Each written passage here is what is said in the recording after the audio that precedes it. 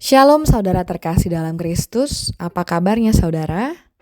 Saya berdoa saudara semua dalam kondisi sehat dan beroleh sukacita damai sejahtera dari Tuhan, amin. Berjumpa kembali dalam Pastor Talk dengan judul yang saya bawakan hari ini adalah Percaya Mengalahkan Ketakutan. Seringkali dalam hidup kita berhadapan dengan yang namanya ketakutan. Saat menjadi orang tua baru, kita takut merawat bayi yang baru lahir. Saat kita masuk ke kantor baru, kita mungkin takut menghadapi lingkungan teman-teman yang baru. Saat kita mendapat tugas pelayanan, kita juga mungkin takut melakukan kesalahan. Saat kondisi ekonomi tidak jelas, kita takut dengan masa depan kita, untuk menghidupi keluarga kita, untuk membayar cicilan kita.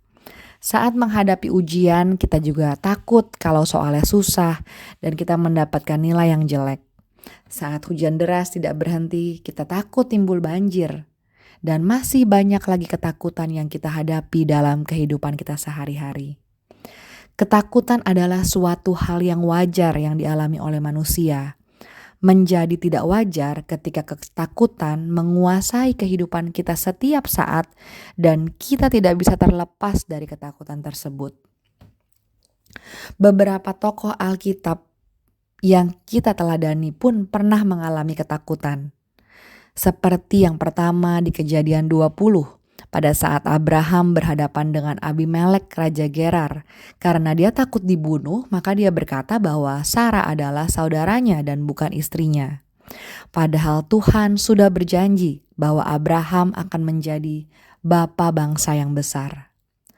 Lalu yang kedua di 1 Raja-Raja 19 dikatakan tentang Elia yang ketakutan dan mau mati saja karena mau dibunuh oleh Isabel.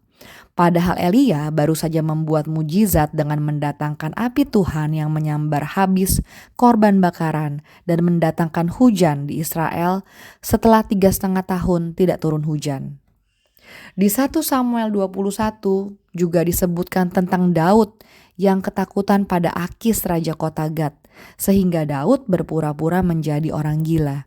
Padahal Daud adalah seorang yang berani, yang percaya diri, pernah mengalahkan seorang Goliat, pendekar yang kekar dari Filistin. Namun, di ujung cerita dari ketakutan yang mereka alami, pada akhirnya mereka tetap percaya pada Tuhan dan akhirnya janji Tuhan digenapi atas mereka. Sedikit bercerita, kemarin pada saat saya diberi tugas menjadi worship leader, saya bersemangat mempersiapkan dengan latihan seperti biasanya. Dan saya menjaga agar sepanjang minggu saya tidak makan makanan seperti goreng-gorengan sehingga suara saya tidak serak. Sampai waktu di Sabtu sore, saya bertemu dengan keluarga, makan di restoran pempek. Dengan tidak pakai pikir panjang, lalu saya pesanlah pempek dan saya makan memakai cukanya yang pedas dan asam. Saat makan rasanya biasa-biasa saja. Lalu mulai 1-2 jam setelah makan, badan saya mulai gak enak, kepala saya pusing dan perut saya melilit. Lalu di situ saya baru tersadar, oh iya ya, saya tadi makan cuka pempek padahal siangnya itu saya skip makan siang gitu. Langsung saya minum obat mah, tapi sakit perihnya itu tidak hilang-hilang dan badan saya tuh lemas banget. Saya takut, saya bingung gimana ini besok. Saya mau izin juga gak mungkin karena sudah hari gak mungkin saya akan menyusahkan banyak orang. Jadi saya cuma minum obat mah, malamnya saya pakai minyak urapan dan saya berdoa sama Tuhan, minta mujizat pertolongan agar saya tetap bisa tugas besok. Saya nggak tahu gimana, saya hanya bisa percaya saja karena kondisinya semalaman saya juga nggak bisa tidur nyenyak karena perut mules dan perih. Tapi saya bikin alarm di pagi hari, saya tetap bangun, saya tetap pergi ke gereja untuk bertugas. Pas latihan rasanya masih lemas, saya juga irit-irit untuk nyanyi. Saya juga duduk aja tidak berdiri banyak. Saya dengan harapan saya pas tugas nanti saya punya tenaga berdiri lama. Karena saya jujur saya takut karena badan saya lemes itu saya gak bisa berdiri lama. Lalu saya cuma bisa berdoa dalam hati, Tuhan tolong saya, Tuhan tolong saya. Puji Tuhan 2 sesi bisa dilewati dan sampai di rumah saya langsung tidur 3 jam dan berangsur-angsur perut saya pulih, hari Senin pulih dan badan saya nggak lemes lagi. Puji Tuhan ya, itu sedikit kesaksian dari saya pada saat saya mengalami ketakutan.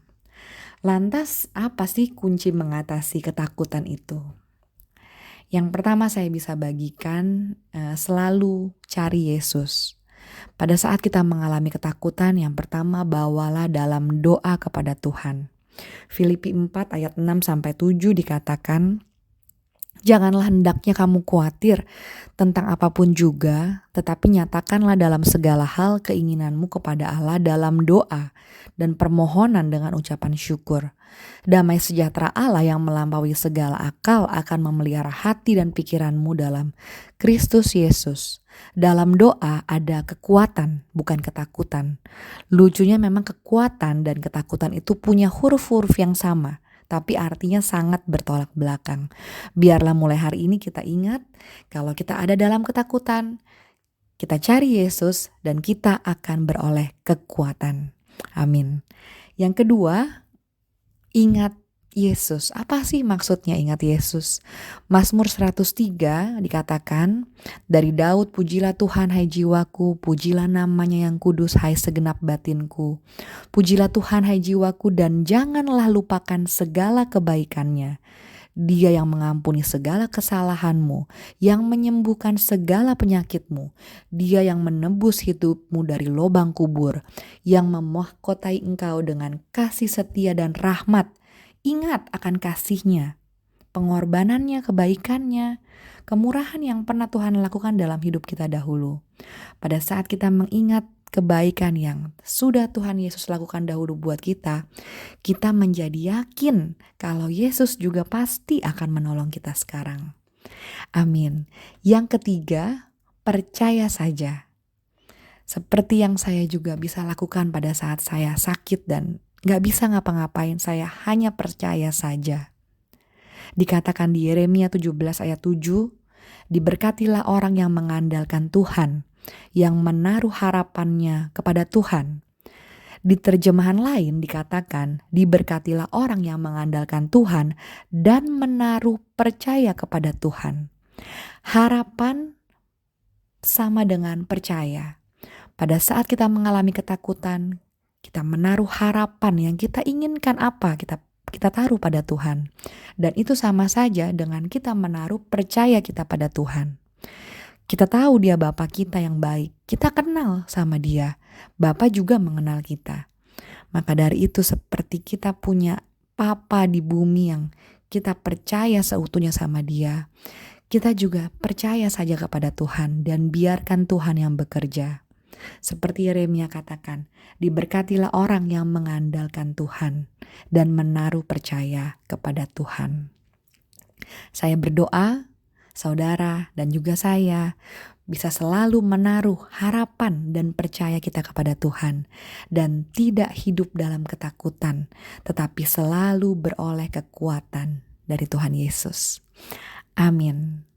Selamat beraktivitas saudara, Tuhan Yesus memberkati kita semuanya.